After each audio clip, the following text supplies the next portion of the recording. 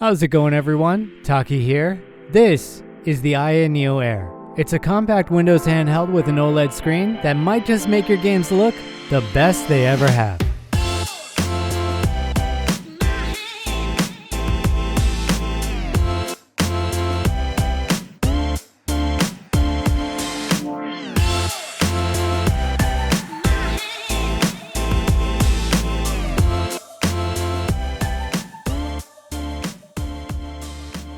Thanks for tuning in to this first look at the AYANEO Air. If you like what you see here, don't forget to subscribe.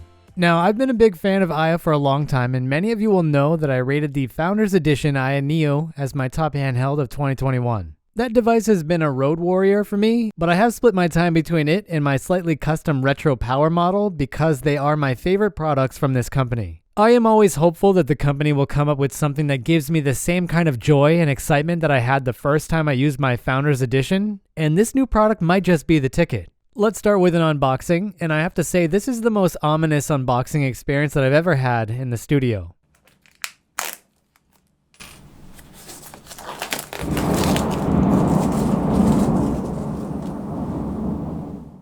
So inside the box we have two sections. The first one holds the cables and accessories, and the other one holds the Air very snug. In total, you'll get the device itself, a manual, a 65 watt-hour charger, a Type-C cable, and two USB-A to Type-C adapters. The packaging itself is a bit bigger than it would need to be for a device of this size, but they do have a nice area here for the device to sit in with thick padded foam that would help keep the device safe during shipment. We're going to start off with our first boot, and I was greeted with the rumble motor going off a few times in short bursts. I was a bit surprised to see that this came with Windows 11 pre-installed because these devices usually opt for a Windows 10 build. I don't really mind one way or the other, but I did need to use a bypass method to make a local account on my device.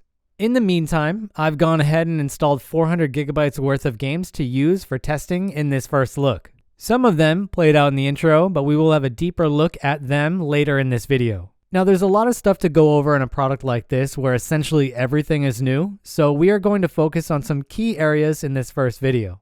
I'll probably do an emulation video after this one before wrapping up with my final review. In this first section of this video, I want to go over the controls. As you can see, this device uses a switch control layout with an LED ring light around the joysticks. We have a D-pad on the lower left side with an X in the middle and a set of ABXY buttons on the top right. The start and select buttons are located on the bottom left corner, and we have an Aya button and a show desktop button on the right.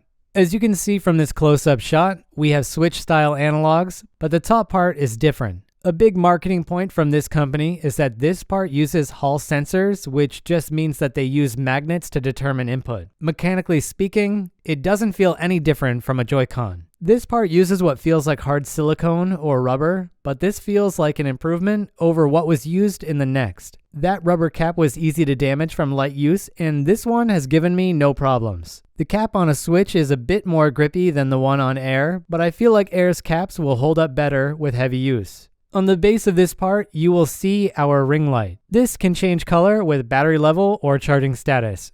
Right now, you can't turn this off, so it's a bit annoying to use this device in bed at night, but they have said that they will allow it to be turned off. Down from here, we have our new D-pad, and I think it's safe to say that this is the best D-pad from this company by far. I talked about how it was a bit difficult to pivot with the original D-pad and the next before it was fixed, but this one is stellar right out the gate. This one has a good center post with conductive rubber pads, so it's great for all kinds of games. I think my only gripe would have to be that I'm not a big fan of this X. I think this would look a lot more aesthetically pleasing in all white without any accent marks like this. Hopefully this becomes an option in the future because this should be an all white part with a painted X in the middle. Under the D-pad, you'll find our start and select buttons. These are a single part that can rock between two switches, but you can also press both at the same time if you want. On the top right side, you'll find our ABXY buttons, and these also have the same accent color for the letters. In this case, I kind of wish they just went full Wii style and used a gray print for these because it would have looked really good. When I originally got this device, these left me wanting for bigger buttons because our D-pad is moderately sized. These seem to be a bit smaller than what they could have been, but I have grown used to them after a day of use. These buttons come in at around 7 millimeters.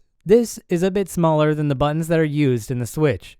Our D-pad comes in at around 21.5 millimeters, and that's actually pretty good for a D-pad. The D-pad in the Switch Lite is a fair bit smaller than this, coming in at around 18.5 millimeters. So we've got a bigger D-pad than the Switch Lite, but slightly smaller buttons. Just for reference, the Founders Edition comes in at just a bit over 21.8 millimeters, but the buttons are the biggest of the three at around 7.7 millimeters. Now, all of these buttons use conductive rubber, and I was happy to see that these buttons do not bottom out at their lowest position. The stiffness for the pad under the ABXY buttons is basically perfect in my opinion. They did a great job on that.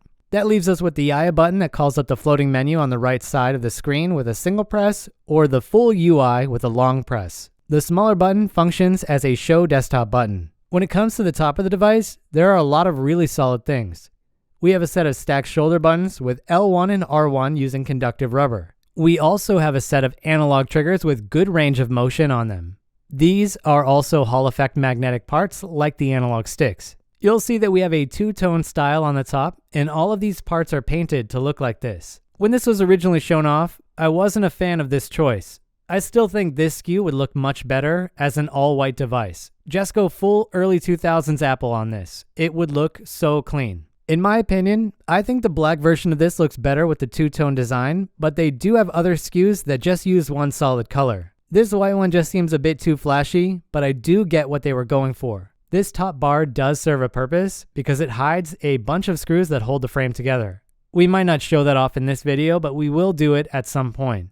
On both ends of this part, you'll find some hotkey buttons.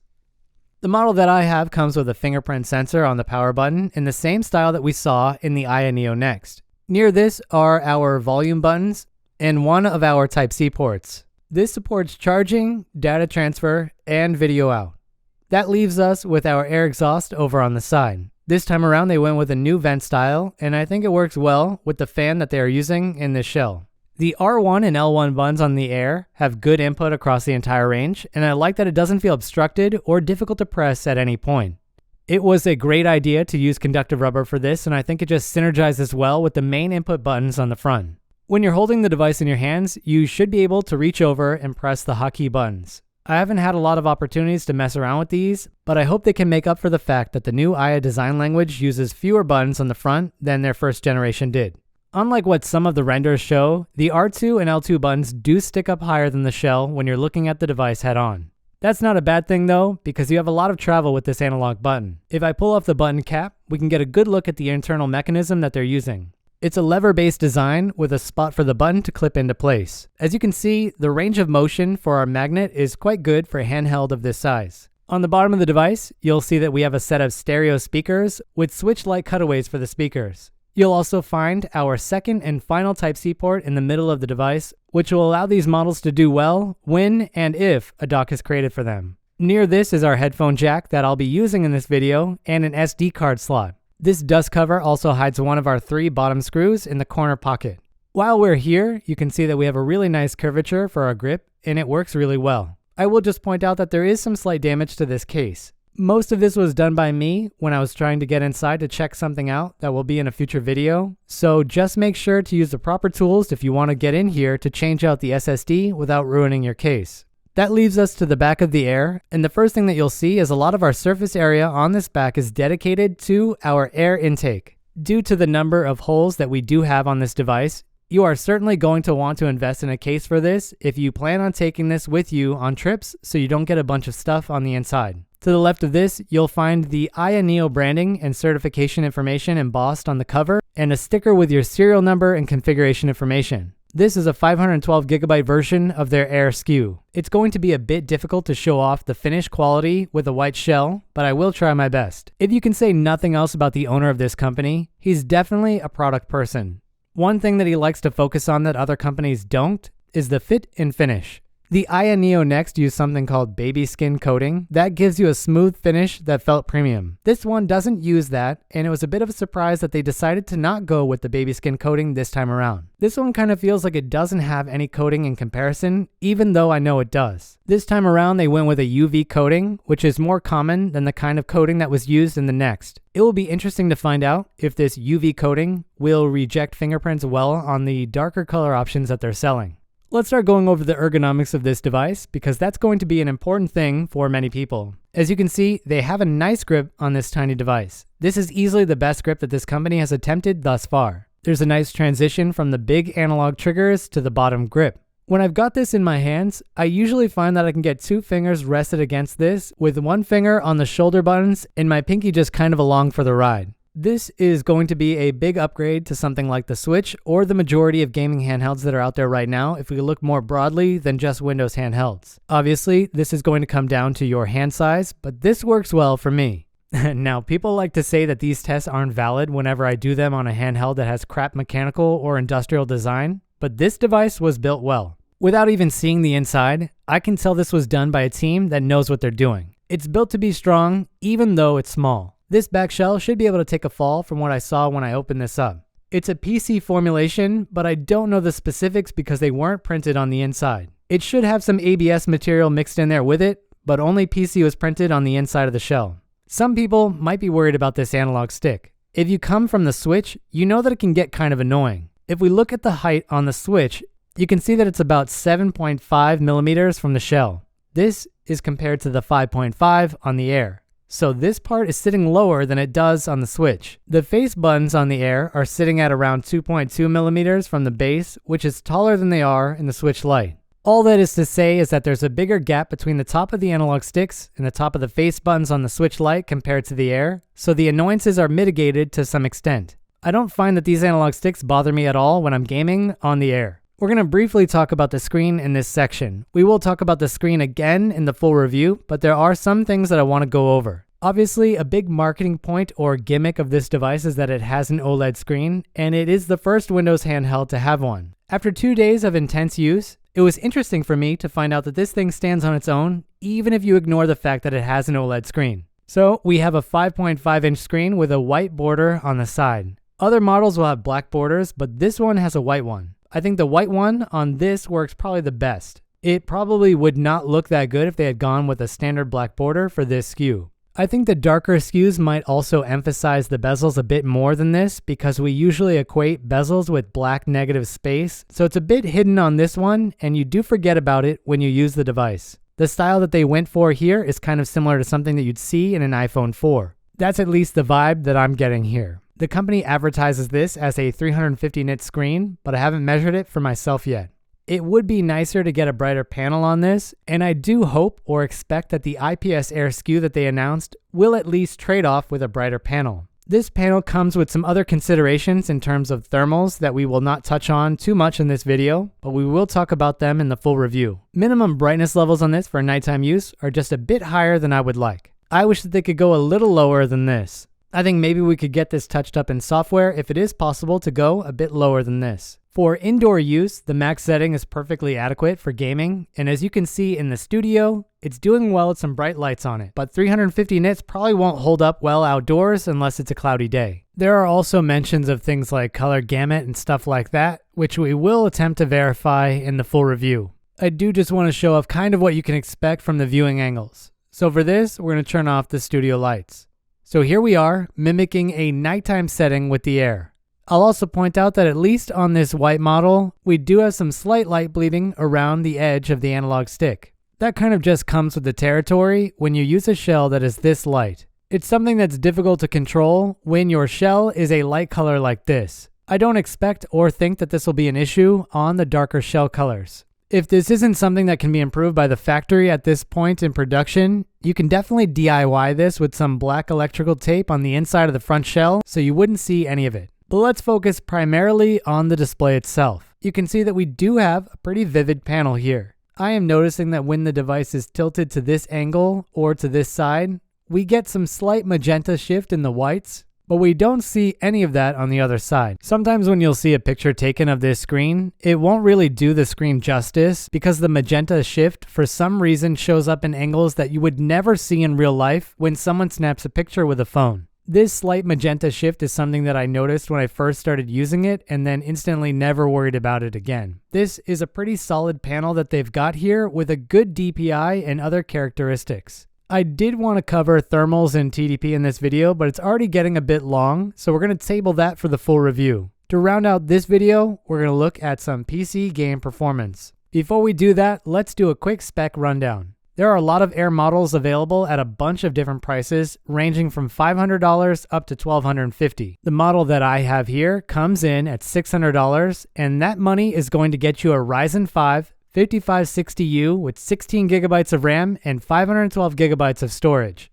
Performance is going to be pretty even across all the SKUs until you get to the Pro SKUs that offer bigger batteries or beefier processors. The model that I have in this video is the best version of the 18mm shell, and that is going to allow you to use 5 to 15 watt TDP in the AYA software with a 1 watt short boost. In this section, we are going to take a look at a collection of games at a bunch of TDP levels. Starting at our 5 watt TDP level, we have Stardew Valley at 720p default settings.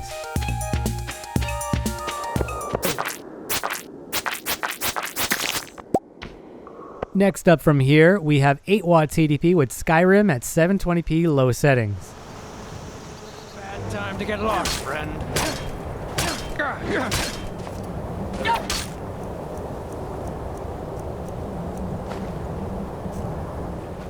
The next TDP range, where you are going to open up a lot more games at 720p, is 12 watt.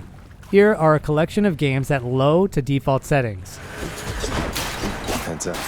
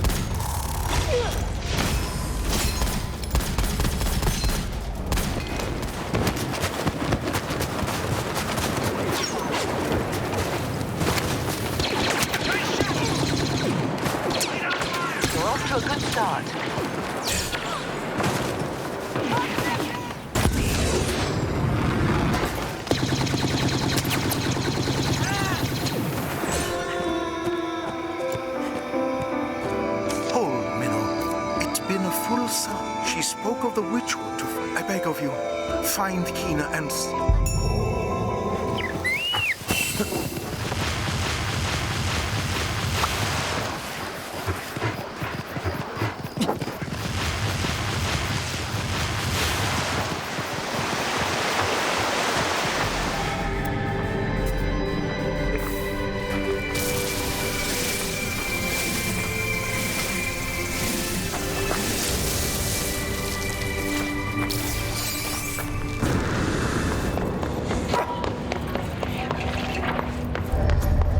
Object of power.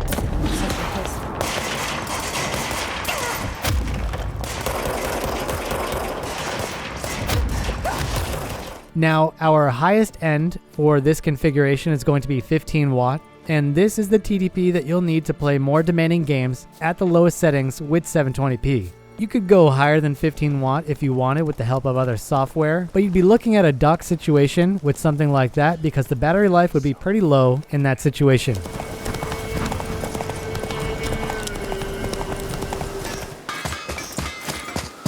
Hey, wait for me!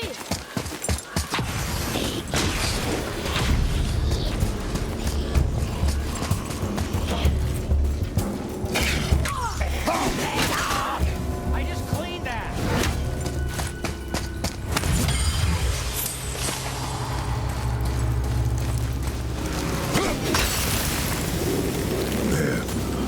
She really didn't want anyone to open that.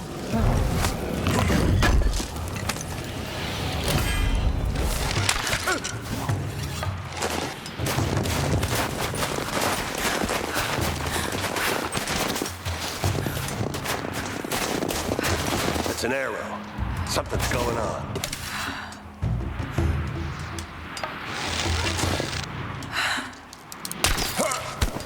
That's going to wrap things up for this first look at the AYANEO AIR. So far, this is a strong contender to replace my old favorite from this company, but we will have to do a look at emulation performance and a deeper look at some of the trade-offs that you'll have to make with this device in the full review. If you enjoyed this first look, please consider subscribing. A lot of you aren't, and it does support the channel more than you would expect because it is one of the key ways to get early access to new tech like this. You can always change your mind in the future. Happy gaming, everyone. Taki out.